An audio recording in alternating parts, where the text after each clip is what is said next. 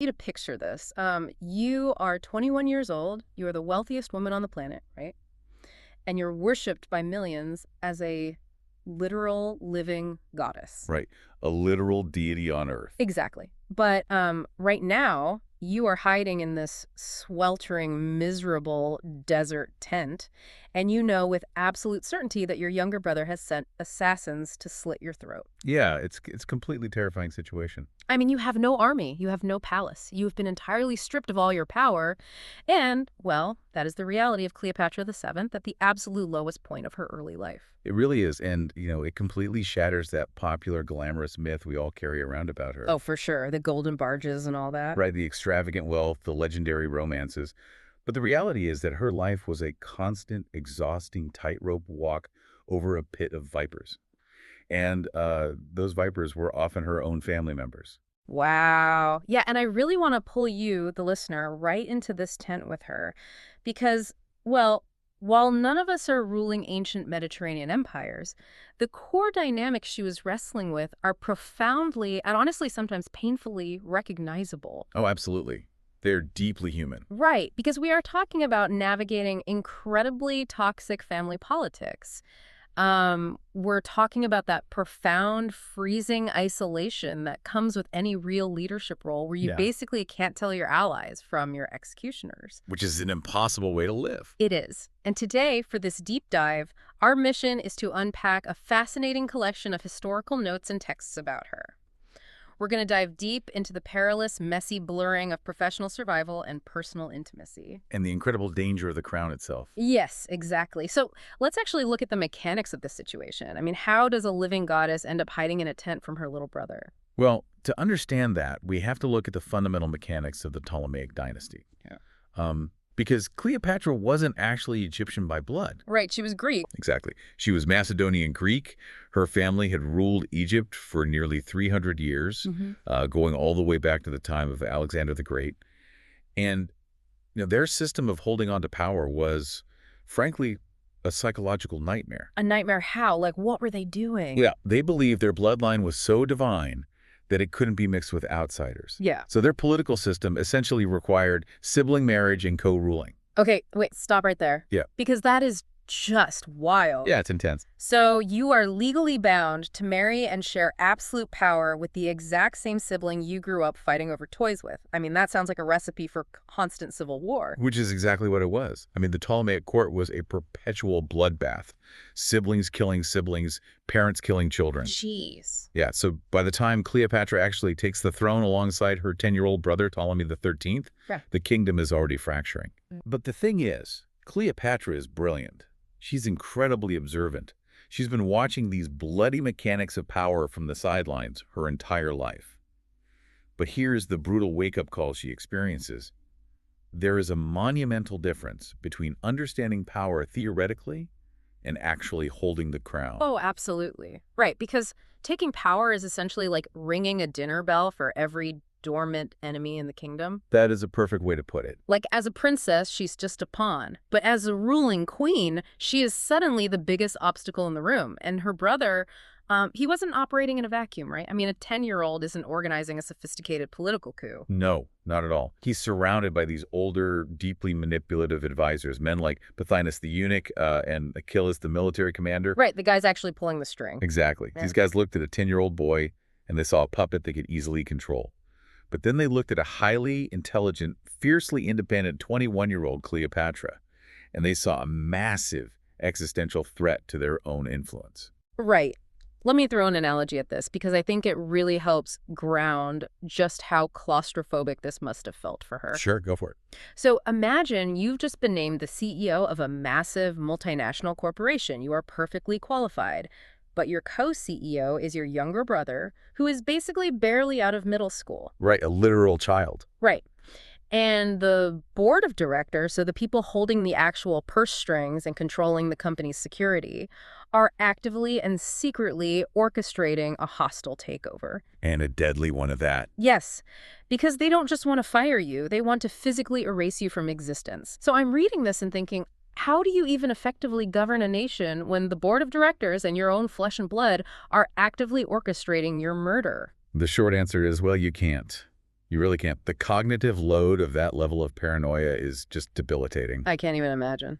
You have to view every interaction, every offered cup of wine, every shadowy corner of the palace entirely through the lens of potential betrayal. And this actually brings up one of the most chilling psychological realities of her life. Which is? There's a historical observation in the text about her situation that perfectly encapsulates this. It says, power doesn't give you company. It gives you witnesses. Witnesses. Wow. I've been thinking about that distinction a lot since reading the sources. Because what is company? Company is warmth. It's mutual support. Exactly. It's the people you can go grab a drink with and complain about your bad day. You know, company is a safety net. But witnesses. Yes. Witnesses are detached. They are observers.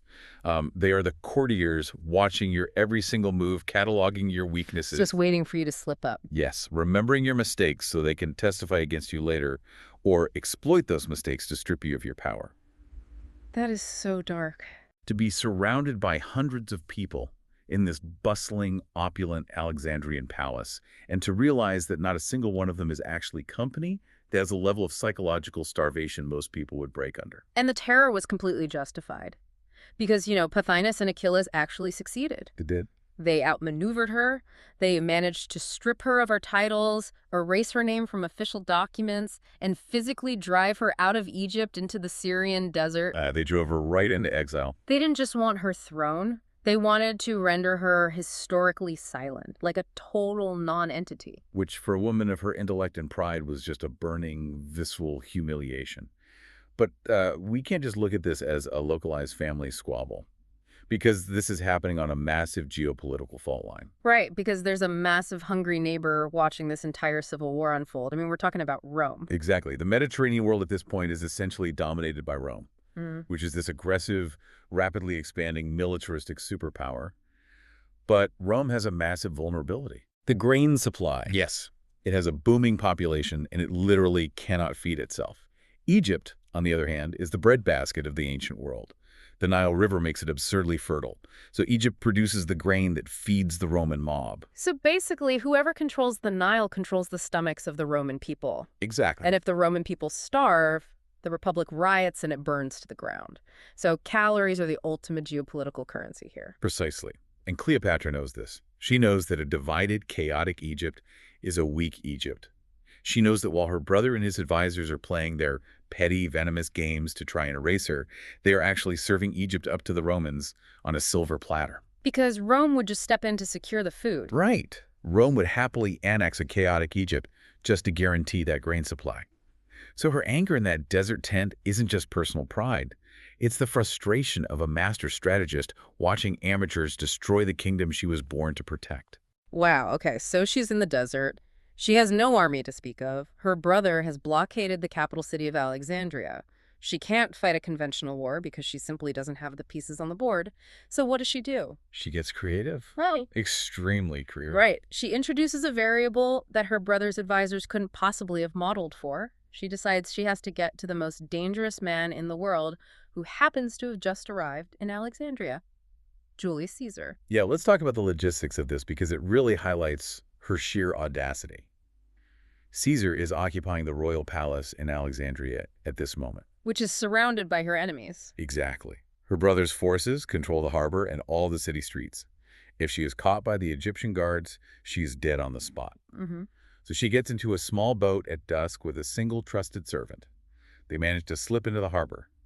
And to bypass the palace guards, she is famously rolled up in what history often calls a carpet. Though the sources say it was probably something else, right? Yeah, more likely it was a bed sack used for carrying linens. But the principle is the same. I just love that detail so much. Think about it. The wealthiest woman in the world, a living goddess, willingly stuffing herself into a literal laundry sack. Sweating in the dark. Yes, sweating in the dark, being smuggled over the shoulders of a servant right past the soldiers who have orders to kill her. The physical courage that requires is just staggering to me. And it pays off. The servant gets her into Caesar's private quarters, unties the sack, and outsteps this disheveled but fiercely determined 21-year-old queen. Okay, let's just freeze time in that room for a second because this is the collision of two massive tectonic plates. Let's talk about Caesar. He is 52 years old at this point. He is. He has just won a brutal Roman civil war. He is the absolute undisputed master of the Roman world. We use phrases today like, oh, he commands a room. But with Caesar, it was different. He didn't just enter a room, he occupied it. He owned it entirely. Right. He was accustomed to commanding absolute obedience, even in total silence. It's the defining trait of absolute, unquestioned power. You don't need to shout. Your mere presence demands compliance. And what's fascinating here is the cultural whiplash of this specific meeting. How so? Well, you have the rigid, disciplined steel militarism of Rome, which Caesar embodied perfectly, meeting the ancient, fabulously wealthy, almost mystical aura of Egypt. But I want to push back hard on the popular narrative here, because for 2,000 years, the story has basically been, oh, Cleopatra batted her eyelashes, used her exotic beauty, and seduced this poor, helpless Roman general into giving her country back. Which is ridiculous. I buy absolute none of that. When two absolute alphas who operate at the very peak of global power lock eyes in a room, how much of that is actually physical attraction, and how much is the intoxicating recognition of mutual power? I agree completely, and any serious historical analysis of the sources supports your pushback. Reducing their dynamic to mere physical seduction is a comfortable lie. Right, a lie created by who? By later Roman historians. Mostly men who were terrified of her influence. It was a convenient way to dismiss her political genius. Because it's so much easier for them to say she was a witch who used sex magic than to admit, hey, she outsmarted our greatest general. Exactly. Think about Caesar's life up to this point. He has lived his entire life surrounded by those witnesses we talked about earlier, sycophantic senators, rivals waiting to plunge a knife into his back, soldiers who expect him to be infallible. It's a lonely place to be. Highly lonely. So to suddenly meet a young woman who looks at him, not with terror, but as a peer, a woman who truly understands the crushing isolation of supreme command, who understands geopolitics and who essentially says, look, I see the game you're playing and I play it too. Wow. I mean, that has to be the most potent aphrodisiac in the world. It's the ultimate relief of finally finding someone who actually speaks your language. It's not just a meeting of bodies, it's a high-stakes calculation. And she brings massive value to the table. She absolutely does. She isn't playing the damsel in distress at all. She has a very specific, fiercely independent perspective on this alliance. There's a sentiment she carries in the sources that is so powerful. She says, I didn't want Caesar to save me. I wanted him to understand that saving me was saving Egypt. It's a brilliant reframing of the situation. Yeah. She's explaining the macroeconomic reality to him. She's essentially saying, if my brother and his advisors stay in power, Egypt falls into chaos. Your grain supply to Rome gets cut off, and your mobs riot. Which is Caesar's worst nightmare. Right. But if you reinstate me, I stabilize the region, your troops get fed, and your political position in Rome is secured. Saving me isn't a favor, Julius. It's your best strategic move. Man, she positioned herself as an indispensable asset. But, and this is where the ice gets incredibly thin, we know it didn't stay purely transactional. No, it didn't. The political necessity violently collided with genuine human intimacy. They became lovers, and this introduces a terrifying vulnerability. Because there is a historical warning that echoes through the text from this era. It says, when desire mixes with empires, it always leaves corpses. It is the ultimate psychological paradox. Think about the tightrope she is walking here.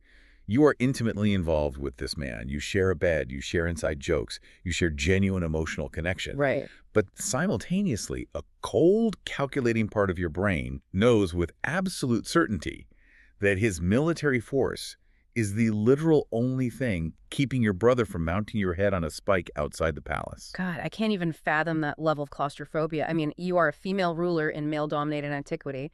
Every single breath you take is analyzed. Everything is under a microscope. Like, if you argue with Caesar, is it a normal lover's quarrel, or did you just trigger a diplomatic crisis that ends your dynasty? Exactly. Are you manipulating him, or is he manipulating you? You can never just be. You can never drop the armor. Because the stakes aren't just a bad breakup. The stakes are the annihilation of millions of people. Right. The mixture of desire and empire is volatile, precisely because human emotion is fundamentally chaotic. Strategy relies on logic, on predictable self-interest.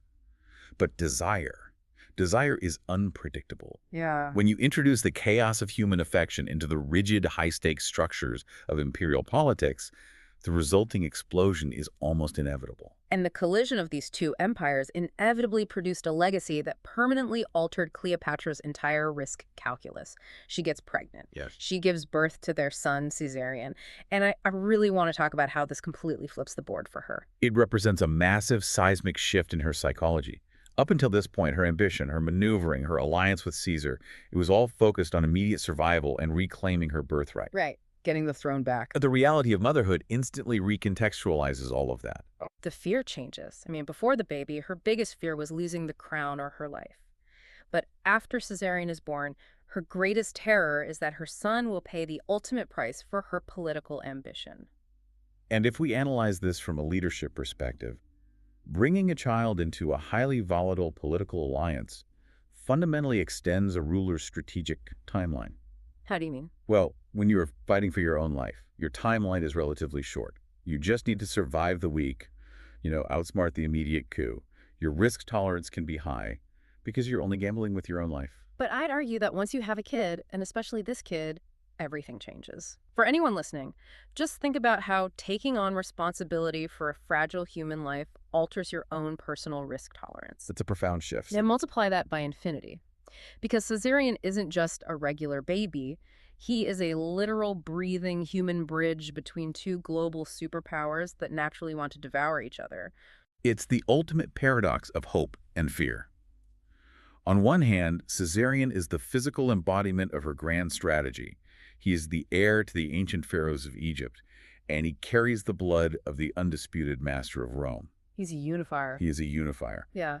But on the other hand, because of what he represents, he is born with a massive glowing target on his back from the moment he takes his first breath. Exactly. I mean, to the Egyptian traditionalists, he's a half-Roman bastard polluting the divine bloodline. And to Caesar's political rivals in the Roman Senate, he is a terrifying foreign threat. Because Rome hates kings. Right, Rome doesn't have kings. The idea that Caesar has a royal heir with a foreign queen implies that Caesar wants to establish a monarchy over the Republic.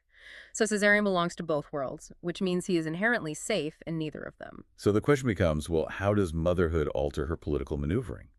It's easy to assume that having a child might make a leader softer or maybe more cautious. But the historical reality often points to the opposite. It likely made Cleopatra far more ruthless. When you are no longer just protecting your own pride, but the literal heartbeat of your child, the lengths to which you will go to secure absolute power become limitless. And to protect that child and to really cement that human bridge she had built, she realizes she can't just manage things from Alexandria anymore. No, she has to make a move. She has to step directly into the lion's den. She leaves her power base in Egypt and she travels to Rome. And this initiates arguably the most psychologically punishing period of her life. Imagine the transition here. In Egypt, she is the undisputed absolute monarch. The land belongs to her. The people worship her as the incarnation of the goddess Isis. Right. Then she relocates to Rome. Let's talk about the logistics of her living in Rome because it is just wild. Caesar doesn't hide her away in some secret location. He sets her up in his sprawling, luxurious villa across the Tiber River. And he even places a golden statue of her in the Temple of Venus Genetrix. Which was a catastrophic public relations move by Caesar, by the way. Oh, absolutely. It was a massive middle finger to the Roman Senate. Because Rome is a republic built on a deep, almost hysterical hatred of kings and queens. Yes. Their founding myth is literally about expelling a corrupt monarchy. And they are fiercely patriarchal and deeply xenophobic. They view the East as decadent, soft, and corrupting. So here comes Cleopatra.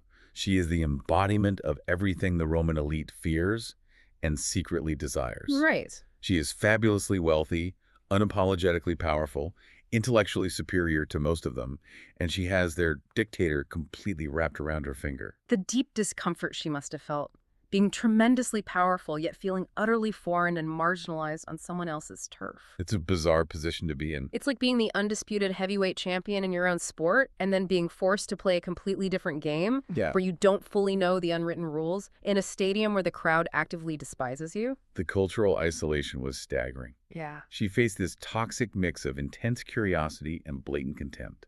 You can almost see the Roman dinner parties. Oh, yeah. The senators giving her these fake, polite smiles, asking her patronizing questions about the Nile, while actively plotting to destroy her influence. They treated her like an exotic zoo animal, fascinating to look at, but ultimately considered inferior and highly dangerous. And she's brilliant, so she feels the gaze. She knows exactly what they're doing. She knows they're calculating the threat posed by her and her son. And she knows her power in Rome is entirely borrowed. Completely dependent on one man. Yes, it is 100% contingent on Caesar waking up breathing every single morning. Which brings us to the absolute climax of her Roman humiliation. The moment that borrowed power violently evaporates. The Ides of March, 44 BC. This is a historical earthquake we've all heard about, but we rarely view it from Cleopatra's deeply intimate, terrified perspective. I just want to sit with the sheer terror of that afternoon. She is across the river in Caesar's villa. Word arrives that Caesar has been butchered on the Senate floor by the very men who had been smiling at her at banquets the night before. 23 stab wounds. The immediate aftermath is pure, blinding panic. The political fallout is instantaneous, but for her, the terror is mostly maternal. Because of Caesarion. Exactly. Her sole protector is dead. Her son, Caesarion, is now the greatest living threat to the assassins who just murdered his father. Yeah. She realizes in a single bloody afternoon that the Roman Republic was infinitely more dangerous and unstable than she had ever calculated. Think about the layered grief here, too. I mean, this isn't just the loss of a political ally. This was the man who validated her intellect. He was the father of her child, and a man she may have genuinely loved. Yeah. The political and personal grief are violently mashed together. And there is a realization she comes to that the history texts capture beautifully. It says, when they killed Caesar, not only a man fell, the door I had opened to the future fell. The door to the future fell. God, that is just devastating. That really is. She had played an impossibly complex game. She survived exile, bypassed an army in a laundry sack, outmaneuvered her murderous family, aligned herself with the apex predator of the Mediterranean, and produced an heir that was supposed to unite two massive worlds. You did everything right. She painstakingly built a door to a secure, glorious future. And with the thrust of a few Roman daggers, that door didn't just swing shut, it was completely, violently shattered. It shatters her entire illusion of control. She believed she understood the board. She believed she could navigate Roman politics through Caesar. But his death proved that the board itself was fundamentally unstable. The rules changed. The rules she thought she had mastered were just rewritten in blood. The political landscape of Rome instantly fractured into chaos, and Egypt, which had tethered its entire survival to Caesar's heartbeat, was once again in mortal danger. And she has to flee. She packs up her court, grabs her son, and practically runs back to Egypt before the assassins can cross the river. It's this breathtaking arc of survival, ambition, and ultimate vulnerability. Truly unprecedented. But the historical record doesn't end with Caesar bleeding out on the marble. The board resets. And as Rome descends into a brutal civil war to fill the power vacuum left by Caesar, a new piece emerges onto the board. A very different kind of piece. Right, a new Roman general who will dictate the next final phase of her life, Mark Antony. And this sets the stage for a completely different dynamic. Cleopatra herself noted the stark difference between the two men who defined her life and her political strategy. What did she say? She famously observed, "Caesar taught me the price of power. Antony would teach me something worse, the price of losing control." Let's just hold on that for a second, the price of losing control. Because Caesar was the absolute embodiment of control. He was calculated, disciplined strategy. But this implies that her relationship with Antony is going to be a descent into a much more volatile, untethered dynamic. It perfectly encapsulates the tragedy of her position. To survive, to keep her country from being swallowed by Rome, she has to constantly adapt. She has to constantly find new anchors in a violently shifting geopolitical sea. But every new anchor brings new, unpredictable risks. And that leads me to a final provocative thought. I want you to mull over as we wrap up this deep dive. We spent all this time talking about her incredible adaptability, her absolute genius in studying the board, understanding the macroeconomics, and aligning herself with the most powerful pieces available.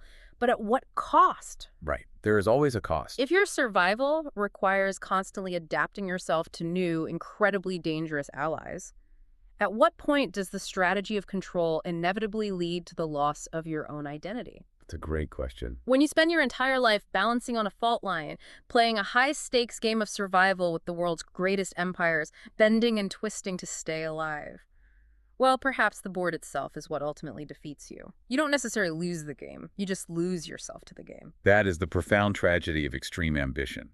The cost of survival is sometimes the very essence of the person trying to survive. She survived, but she had to become a chameleon of power to do it. Thank you so much for joining us on this deep dive. It has been an incredible journey exploring the mechanics of one of history's most brilliant minds. We always encourage you to look beneath the surface of the history you think you know, because the raw human truths hiding in the logistics and the margins are always more fascinating than the golden myths. Until next time, remember that the pinnacle of power is rarely a place of peace. Most of the time, it's just the highest possible place to fall from.